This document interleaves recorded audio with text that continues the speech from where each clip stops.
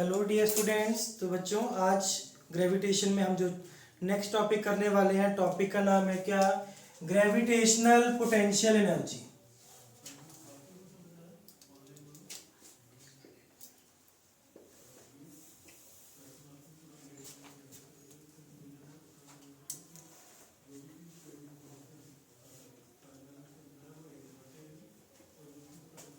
तो बच्चों बात करेंगे what is gravitational potential energy denoted by you. तो ग्रेविटेशनल पोटेंशियल एनर्जी है क्या, देखें। पहले तो इसकी डेफिनेशन नोट कीजिए। It is the work done bye an external agent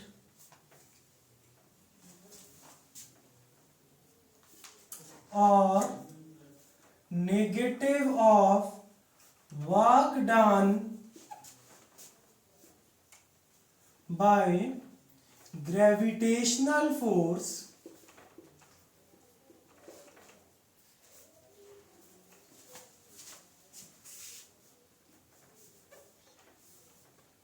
in bringing a given mass from infinity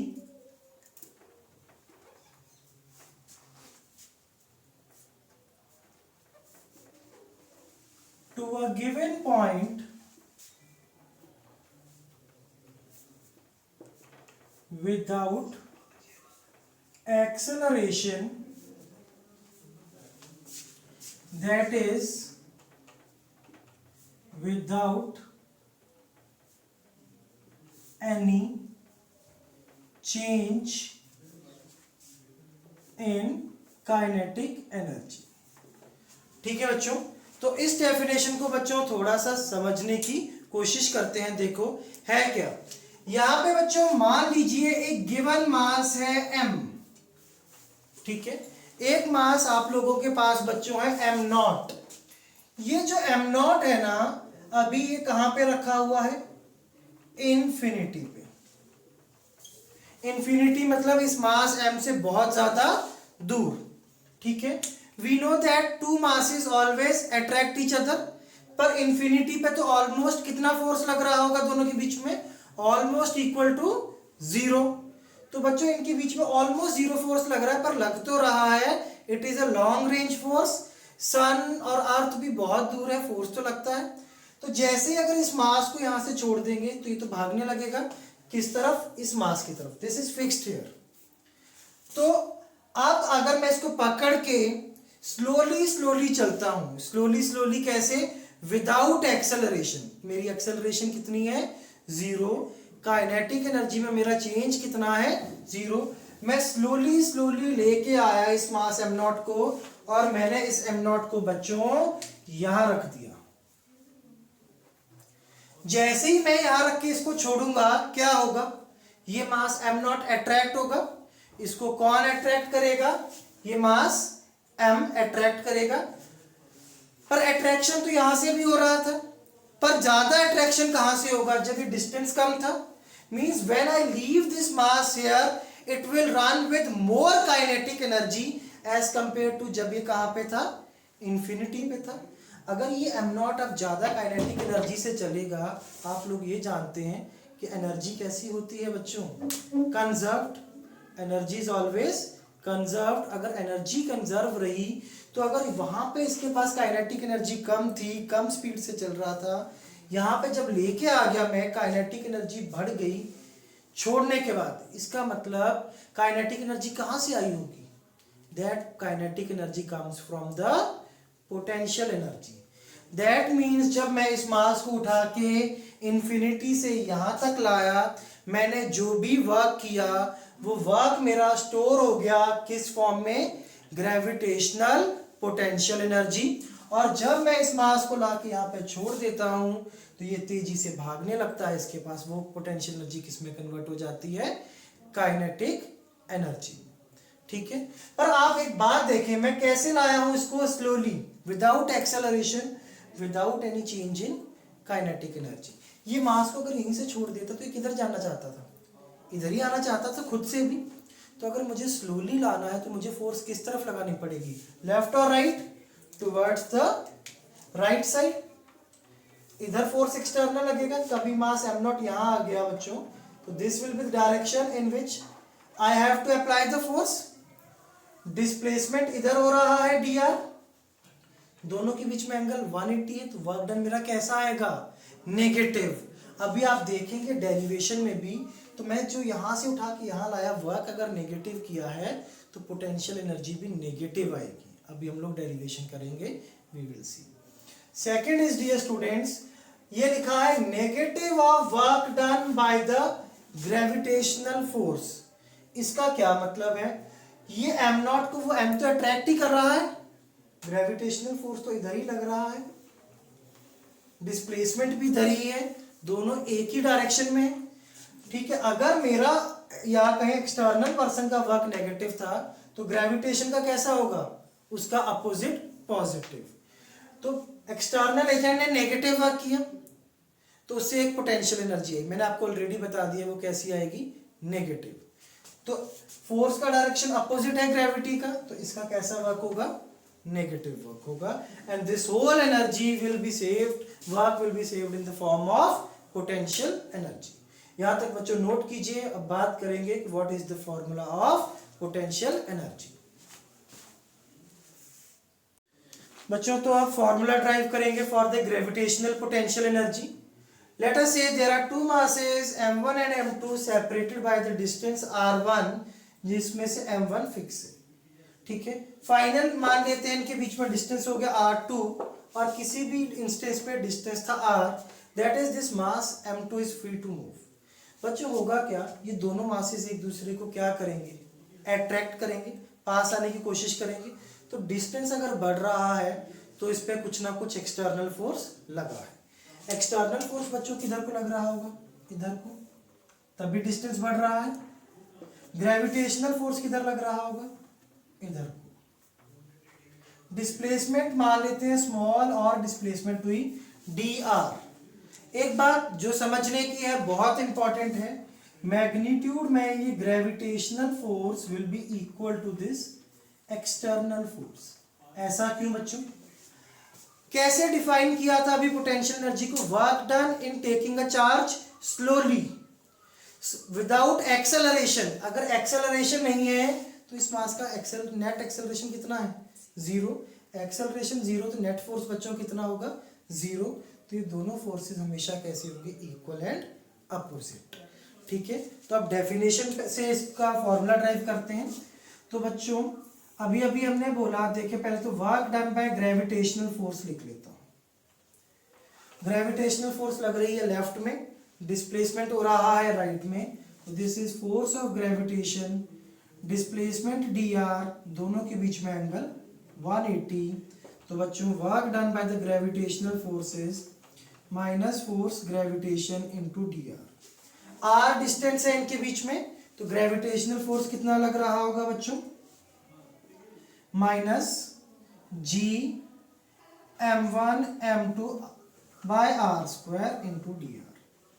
ठीक है, छोटा सा डिस्प्लेसमेंट किया है dr, तो उसके लिए वर्क भी बच्चों ये कैसा होगा, स्मॉल वर्क। अभी डेफिनेशन में डिफाइन किया था, जो ग्रेविटेशनल फोर्स का वर्क है, पोटेंशियल एनर्जी क्या है, negative of work done by gravitation force. तो dear students, du is negative of work done by the gravity.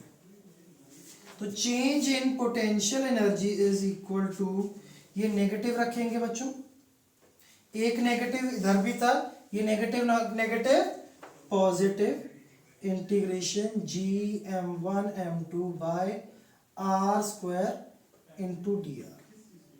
तो डियर स्टूडेंट्स यहाँ से g constant, m1 constant, m2 constant, integration dr by r square. Integrate करना है, मान लेते इनके बीच में गिवन है, पहले डिस्टेंस कितना था बच्चों, r1। मान लेते हैं जब r1 डिस्टेंस था तो इनकी पोटेंशियल एनर्जी थी सिस्टम की u1। फाइनल डिस्टेंस कितना हो रहा है, r2। पोटेंशियल एनर्जी कितनी हो जाएगी, u2। du का इंटीग्रेशन प्यारे बच्चों u from u1 to u2 is equal to gm1 m2 1/r² का integration dear students minus 1/r from r1 to r2. Plug in the limits. What we are going to get is u2 minus u1 is equal to minus gm1 m2. Minus को बच्चों बाहर रख लिया है. अब पहली upper limit r2 क्या आएगा 1/r2 माइनस 1/r1. बच्चों यहां से एक चीज और बहुत इंपॉर्टेंट है सीखने वाली. What is this return u2 minus u1. Potential energy नहीं लिखा है. क्या लिखा है? ये potential energy change. This is what change in potential energy. तो हम कभी एग्जैक्ट पोटेंशियल एनर्जी निकाल ही नहीं सकते. It is not possible, never possible to calculate the exact potential energy. What we can only calculate is change. अगर exact निकालनी है उसके लिए हमने अपनी तरफ से मान लिया है late r1 is equal to infinity. r1 is the infinite distance. r1 के corresponding potential energy थी u1 which will be 0. This is by reference. कोई रूल लॉ नहीं है, ये सिर्फ क्या है बच्चों एक रेफरेंस है. तो अगर मैं r1 को इन्फिनिटी रख दूंगा तो 1/infinity 0 और u1 तब कितना होगा 0. तो u2 is equal to minus gm1 m2 by r2. Or we define the potential energy between two charges as minus gm1 m2 by r. ठीक है. एग्जैक्ट पर तभी लिख सकते हैं जब हमने मान लिया है कि इन्फिनिटी पे पोटेंशियल एनर्जी 0 है. ऐसा होता नहीं है, ऐसा हमने सिर्फ बच्चों अज्यूम कर लिया है. आई होप आप सब बात समझ गए हैं बच्चों. नोट करें बच्चों. बात करेंगे gravitational potential energy of the configuration of masses. Configuration का मतलब अब दो मास नहीं है, दो से कई ज्यादा मास है. फॉर एग्जांपल यहाँ पे मान लो बच्चों आपके पास एक मास है m, ये है एक m1, ये चलिए ये m1, this is m2, this is m3 and so on. तो अब आपको इन सब की पोटेंशियल एनर्जी लिखनी है. कैसे लिखी जाएगी बच्चों? जितने भी 2 के पेयर्स बनेंगे उन सब की पोटेंशियल एनर्जी लिखनी होगी. That will be the total potential energy. That is एक जैसे 1-2 का पेयर बनेगा, पोटेंशियल एनर्जी ऑफ 1 and 2. ठीक है. पोटेंशियल एनर्जी होगी कितनी? माइनस gm1 m2 और इनके बीच का डिस्टेंस. ऐसे ही बच्चों कुछ 1-3 का पेयर बनेगा, 1-4 का पेयर बनेगा, सो ऑन. ऐसे ही बच्चों 2-3 का पेयर बनेगा, 2-4 का पेयर बनेगा एंड सो ऑन. ऐसे ही बच्चों 3-4 का पेयर बनेगा एंड सो ऑन. बात समझ में आ गई? अगर आपको कभी समझ में नहीं आता कि कितने पेयर्स बनेंगे तो मैं आप लोगों को एक फॉर्मूला, एक शॉर्टकट बता देता हूँ. Number of pairs will be equal to n into n minus 1/2.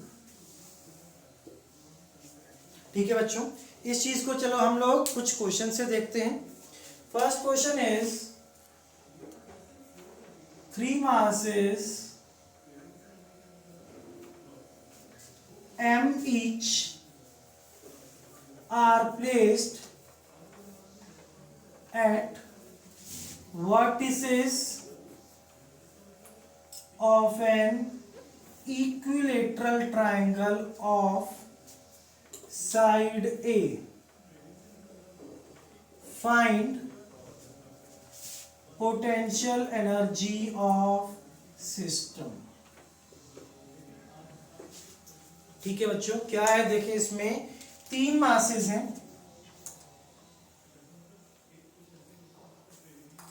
m, m and m. Equilateral triangle है, साइड A ऐसे रखे हुए हैं. इनकी पोटेंशियल एनर्जी बतानी है सिस्टम की. सिस्टम की बतानी है मतलब पूरे कॉन्फ़िगरेशन की बतानी है, मतलब जितने पेयर्स बनेंगे उनकी बतानी है. तो कितने पेयर्स बन रहे हैं बच्चों यहाँ पे देखें. 1 इन दोनों मास का, 2 इन दोनों मास का, 3 इन दोनों मास का. तो total number of pairs will be 3. आप चाहें तो फॉर्मूला से भी चेक कर सकते हैं.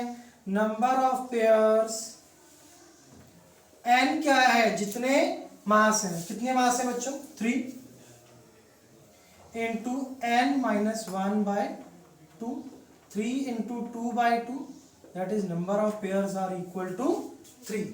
इन दोनों की पोटेंशियल एनर्जी लिखो बच्चों, कितनी होगी, माइनस जी, पहला मास m1, दूसरा भी m, अपॉन इनके बीच का डिस्टेंस a। दूसरा सेट है उसका भी सेम आएगा, तीसरे का भी सेम आएगा, तो आंसर विल बी इसको इनटू 3। ठीक है बच्चों, बात समझ गए, नोट कीजिए। तो बच्चों नेक्स्ट क्वेश्चंस देखते हैं, let's see couple of questions. First question क्या कहता है बच्चों, 4 point masses are placed at the vertices of a square. एक स्क्वायर है साइड ए का, उसके हर वर्टेक्स पे बच्चों एक मास रखा हुआ है। तो सबसे पहले एक डायग्राम ड्रॉ कर लेते हैं।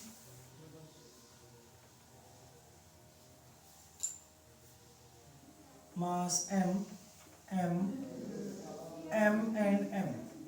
How many masses are there, 4।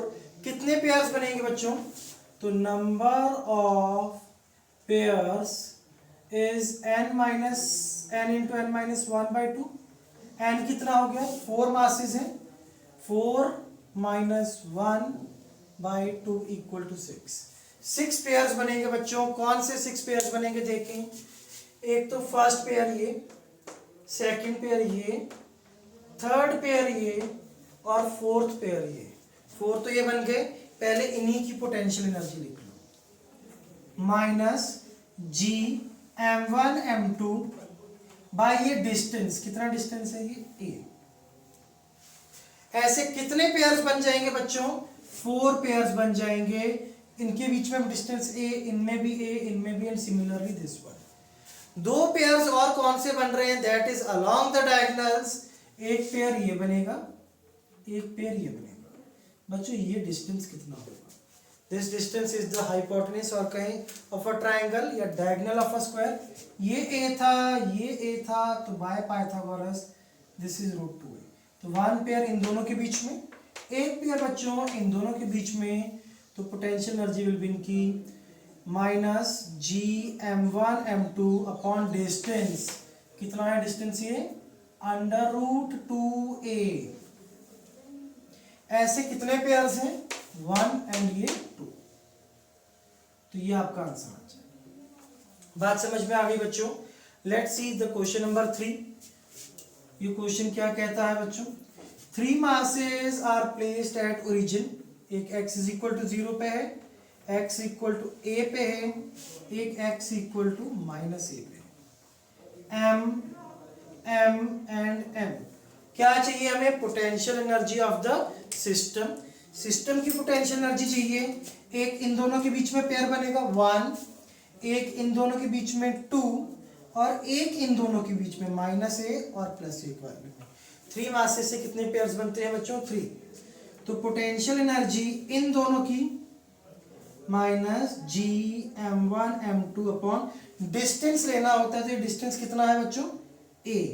कोई माइनस a मत रख लेना, डिस्टेंस इज नेवर नेगेटिव। इन दोनों के बीच में भी सेम, तो दिस इनटू 2 प्लस एक इन दोनों के बीच की potential energy minus G m1 m2 upon ये distance. This distance is how much, 2a। Taking the LCM we get the answer minus 5gm² upon 2a। ठीक है बच्चों, बहुत इजी इजी क्वेश्चंस बनते हैं, इसको नोट कीजिए। अब प्रैक्टिकल एप्लीकेशन देखेंगे एनर्जीज की। बच्चों नेक्स्ट अब बात करेंगे एस्केप वेलोसिटी की। What is the escape velocity, ये वो बच्चों मिनिमम वेलोसिटी है जिससे अर्थ के सरफेस से, धरती के सरफेस से एक ऑब्जेक्ट को आप ऊपर की तरफ फेंकें, किसी को ऊपर की तरफ प्रोजेक्ट करें, so that it never returns back to earth. मतलब वो अर्थ की ग्रेविटी से बाहर चला जाए। हम जिस भी ऑब्जेक्ट को ऊपर फेंकते हैं उसको वापस कौन लाता है, ग्रेविटी। अगर ग्रेविटी नहीं होगी तो ऑब्जेक्ट हमेशा ऊपर जाता रहेगा। पर हम इतनी ज़्यादा वेलोसिटी दे दें कि वो अर्थ की ग्रेविटेशनल फील्ड से बाहर चले जाए, उस मिनिमम वेलोसिटी का नाम क्या है, एस्केप वेलोसिटी। ठीक है बच्चों, तो इसका क्या फॉर्मूला है, ये कितनी होती है, लेट्स सी। मान लेते हैं बच्चों ये अर्थ का सरफेस है, we all know earth is having, let us take the radius r, यहां से कुछ ऊपर फेंका गया, कितने से, v एस्केप से। ठीक है बच्चों, इजीली अगर आपने ऊपर फेंका है, you can apply the energy conservation, we can find out the escape velocity with energy conservation, initial potential plus initial kinetic is equal to final potential plus final kinetic energy. ये earth का mass है, mass of earth capital M, small m जो है mass of object, this is mass of object, और capital M क्या है, mass of अर्थ। ठीक है बच्चों, तो ऑब्जेक्ट कहाँ रखा है, अर्थ के सरफेस पे, तो कुछ इनिशियल पोटेंशियल एनर्जी होगी minus g, m1 is mass of earth, m2 is mass of object upon इन दोनों के बीच के का डिस्टेंस, वो तो ऑलमोस्ट अर्थ के रेडियस के बराबर ही होगा, बाय r। काइनेटिक एनर्जी इस ऑब्जेक्ट को कितनी थी, हाफ m, एस्केप वेलोसिटी दी है तो उसका स्क्वायर। ऑब्जेक्ट एस्केप होके कहाँ चला गया, अर्थ की फील्ड से बाहर, बहुत दूर, इन्फिनिटी पे। इन्फिनिटी पे पोटेंशियल एनर्जी कितनी मानी गई है, 0, तो final potential energy is 0। Final kinetic energy को भी मैं कितना रख रहा हूं, 0। अब क्वेश्चन उठता है कि फाइनल काइनेटिक एनर्जी को 0 क्यों लिखा, because escape velocity is the minimum velocity with which N object is projected. आप इससे ज्यादा से प्रोजेक्ट करें कोई दिक्कत नहीं है, पर इससे कम पे प्रोजेक्ट करेंगे तो object will not be able to escape. ये वो मिनिमम वेलोसिटी है जिससे ऑब्जेक्ट अर्थ की फील्ड से बाहर गया और वहां रुक गया। अगर आप इससे ज्यादा वेलोसिटी दे देंगे तब भी अर्थ की फील्ड से ऑब्जेक्ट बाहर चला जाएगा, पर वहां जाके उसकी काइनेटिक एनर्जी 0 नहीं होगी। तो एस्केप वेलोसिटी है मिनिमम वेलोसिटी, इसीलिए फाइनल काइनेटिक एनर्जी 0। तो यहां से बच्चों एस्केप वेलोसिटी निकाल सकते हैं, हाफ m v एस्केप का square is equal to g m by r, तो v escape is equal to under root of 2gm by r। This is the escape velocity का फॉर्मूला। आप earth के radius से multiply divide कर दीजिए बच्चों, root 2gm r by r square. बच्चों gm by r square क्या होता है, gravitation acceleration due to gravity. Radius है तो कहाँ की, अर्थ के सरफेस की, 2 times g on the surface of earth, radius of earth. दोनों फॉर्म में आपको बच्चों फॉर्मूला पता होना चाहिए। We know the gravitational field almost 9.81, radius of earth 6400 kilometre. Plug in the values we gate escape velocity is 11.2 kilometre per second. बच्चों इसको देख के साफ साफ समझ में आता है ये कोई मजाक नहीं है, ये बहुत ज़्यादा वेलोसिटी है, 11.2 किलोमीटर्स पर सेकेंड। बहुत ज़्यादा वेलोसिटी से ऑब्जेक्ट को प्रोजेक्ट करना होता है, इसीलिए हम कहीं कि अगर कोई रॉकेट्स आपने अपने प्रोजेक्ट करने हैं अर्थ के सरफेस से तो वो कोई मजाक नहीं है बच्चों, बहुत ज़्यादा वेलोसिटी आप लोगों को उसके लिए देनी होगी। ठीक है, इतिहास में आज तक इंसान ने हाथ में एक ही बार ऐसा दिया है। कहा जाता है कि महाभारत के टाइम पे भीम ने हाथी को फेंक दिया था and he never return and he still orbiting around the earth. तो आप समझ सकते हैं कि how much energy did the Bheem provided to the हाथी। ठीक है बच्चों, इसको ये तो कहाँ पे है, फ्रॉम अर्थ सरफेस, ये कहीं चाहिए कह दें, ये कहाँ से है सर, फ्रॉम अर्थ सरफेस। ठीक है, पर अगर कुछ हाइट से फेंकेंगे बच्चों, if the object is throne from the height, तो वहां पे ये आर की जगह क्या आ जाएगा, अगर हाइट h होगी, if object is projected from height h above earth's surface। धरती से बच्चों कितनी हाइट पे, h हाइट पे प्रोजेक्ट किया तो escape velocity will be equal to under root of 2gm upon r plus h। तो एस्केप वेलोसिटी ऐसे भी लिख सकते हो 2g उस पॉइंट का इनटू आप वहां का डिस्टेंस लिख सकते हो r प्लस h। ठीक है बच्चों, हाइट के साथ आपको पता है g कम हो जाएगा, इस फॉर्मूला की जरूरत नहीं पड़ती ज्यादा, दिस विल बी यूज्ड। तो इससे आपको ये भी समझ में आता है कि अगर मुझे स्पेस में रॉकेट भेजना है बच्चों, अगर मैं ज्यादा हाइट से प्रोजेक्ट करूंगा तो एस्केप वेलोसिटी उसकी कम होगी, it will be easier to project the rocket. बात समझ गए बच्चों? तो नोट कीजिए और एक क्वेश्चन का आंसर करें सारे बच्चे। Why the rocket launching centers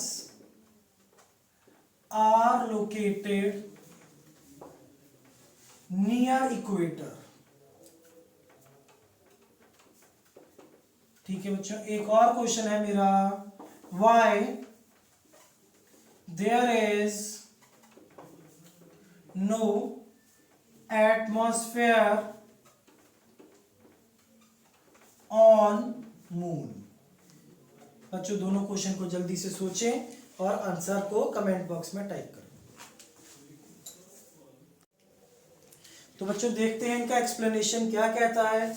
why the rocket launching centres are located near the equator. आपको पता है अभी अभी हमने देखा escape velocity is under root 2gr।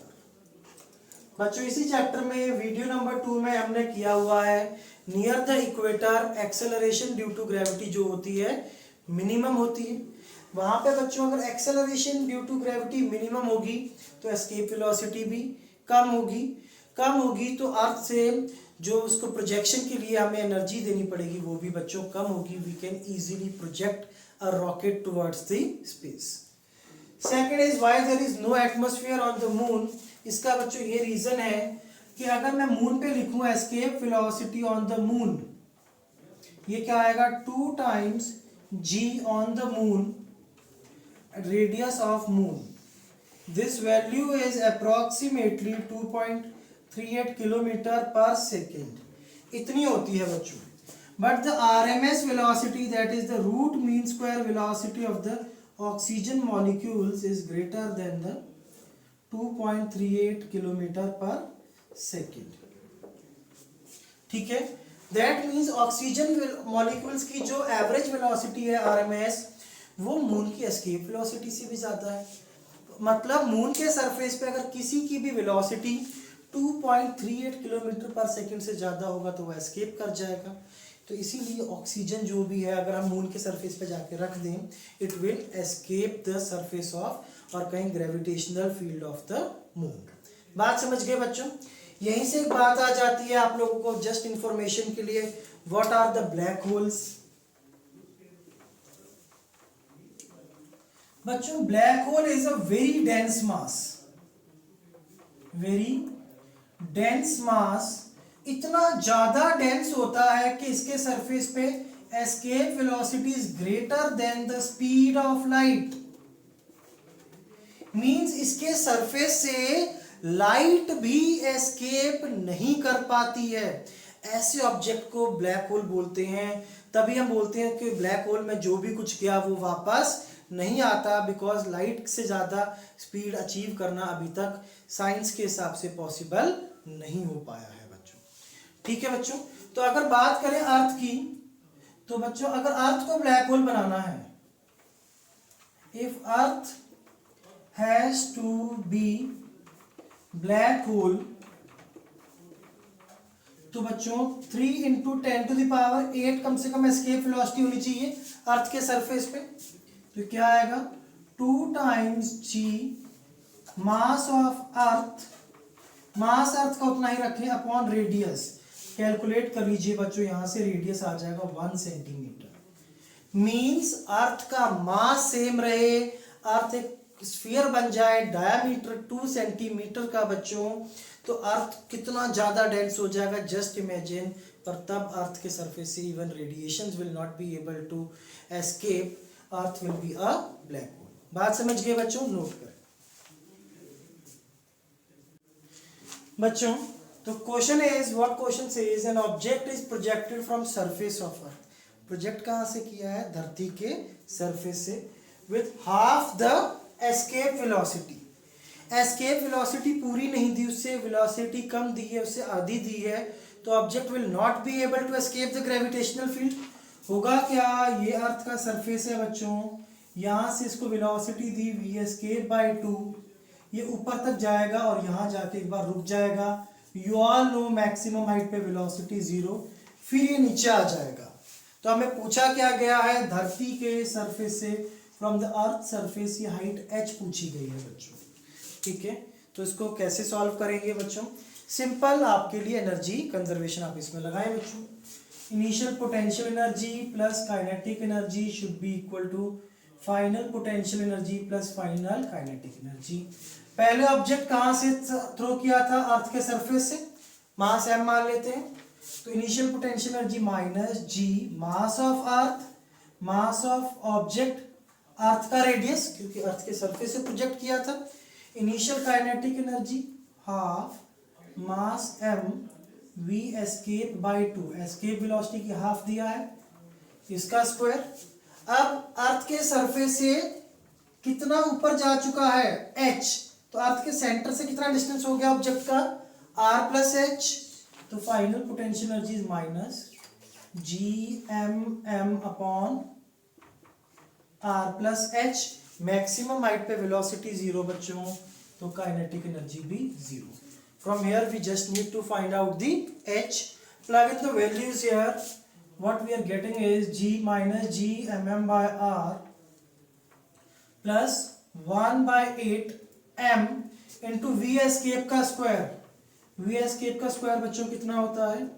2gm by r। अर्थ के सरफेस से ही प्रोजेक्ट किया था ना, तो अर्थ का रेडियस ही आएगा, is equal to minus gmm upon r plus h। तो this will be minus gmm by r plus 1/4 gmm by r minus gmm upon r plus h। Solve कर लेते हैं बच्चों इसको, ये gmm कैंसिल हो गया, minus 1/r plus 1/4r is equal to minus 1 upon r plus h। LCM ले लीजिए बच्चों, 4r यहाँ आएगा -4 plus 1, it will be -3। This will be equal to -1 upon r plus h। Minus से माइनस कैंसिल दिए students, तो 3 times r plus h is equal to 4r। तो h is equal to 4r, 3h is equal to 4r minus 3r, 3h is equal to r, h is equal to r by 3। Easy बच्चों, तो इसको note कीजिए। Next question देखते हैं।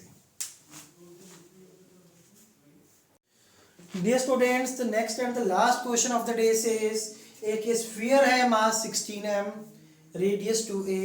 There is another sphere of mass m, radius a. इनका center to center distance है 10a. इसके surface पे एक छोटा सा मास है स्मॉल m। इसको पूछता है कम से कम कितनी वेलोसिटी दे कि वो इस यहाँ से इसके सरफेस पे पहुंच जाए। बच्चों इसको करने के कई तरीके हैं, दो तो है ही हैं, जिनमें से एक ठीक है और एक गलत है। स्टूडेंट्स के दिमाग में बच्चों आता है कि मिनिमम वेलोसिटी की बात की है तो ये यहाँ से यहाँ तक पहुंच जाए, बस यहाँ पहुंच जाए और यहाँ पहुंच के रुक जाए, इसकी वेलोसिटी हो जाए कितनी? 0। क्यों 0? क्योंकि मिनिमम वेलोसिटी की बात है, जस्ट पहुंच जाए। पर बच्चों यहाँ तक पहुंचाने की जरूरत नहीं है, वहां पे तो अपने आप पहुंच जाएगा।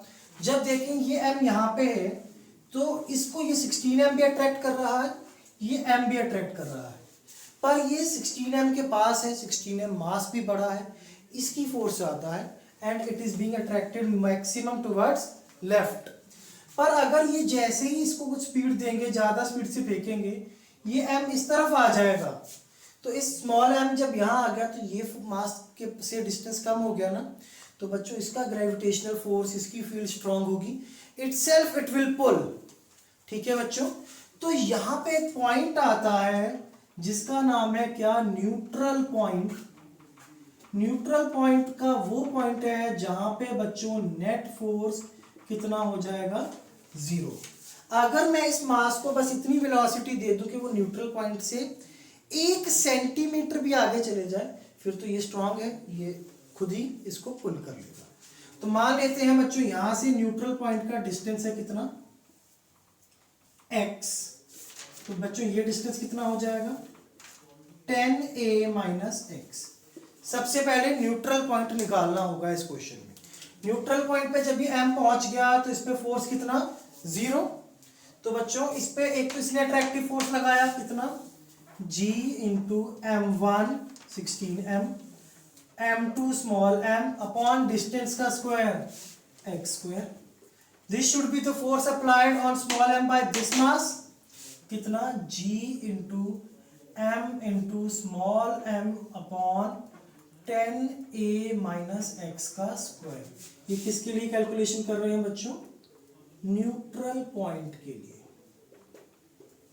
तो बच्चों g m हो गया cancel, 16 by x square is equal to 1 upon 10a minus x का whole square. Take under root, 4 by x is equal to 1 upon 10a minus x.